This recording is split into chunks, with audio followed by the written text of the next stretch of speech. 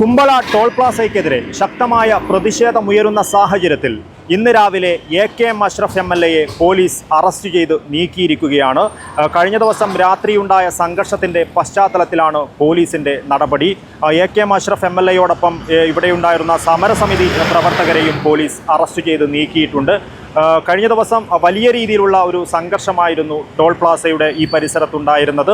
ആ സംഭവത്തിൽ 500ഓളം പേർക്കെതിരെ കുമ്പള പോലീസ് സ്വമേധയാ കേസെടുത്തിട്ടുണ്ട്.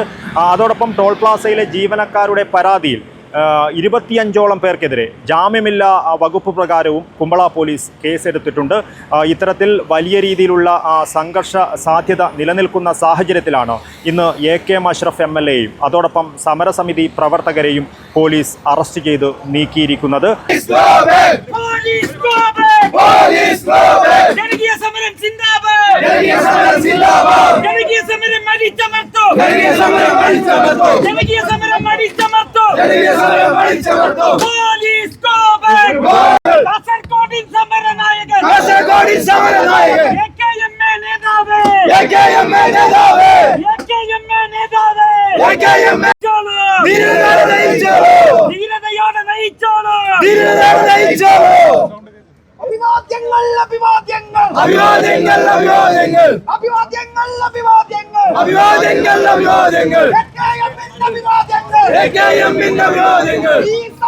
വരും ദിവസങ്ങളിലും ഈ ടോൾ പ്ലാസയ്ക്കെതിരെ ശക്തമായ പ്രതിഷേധം സംഘടിപ്പിക്കുമെന്നാണ് അറസ്റ്റ് കൈവരിക്കുന്നതിന് മുമ്പ് എ.കെ.എം. അഷ്റഫ് എം.എൽ.എ വ്യക്തമാക്കിയിരിക്കുന്നത്.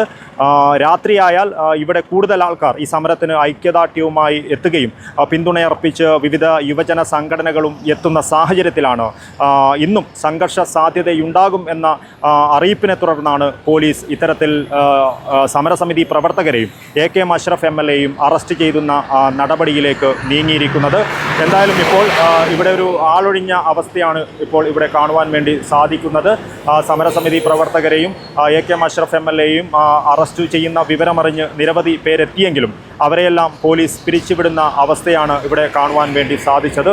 എന്തുതന്നെയായാലും എ.കെ.എം. അഷ്റഫ് എം.എൽ.എ പറഞ്ഞ സാഹചര്യത്തിൽ വരും ദിവസങ്ങളിലും ശക്തമായ പ്രതിഷേധം തന്നെ ഈ ടോൾ പിരിവിനെതിരെ ഉണ്ടാകുമെന്നാണ് പോലീസ് പ്രതീക്ഷിക്കുന്നത്.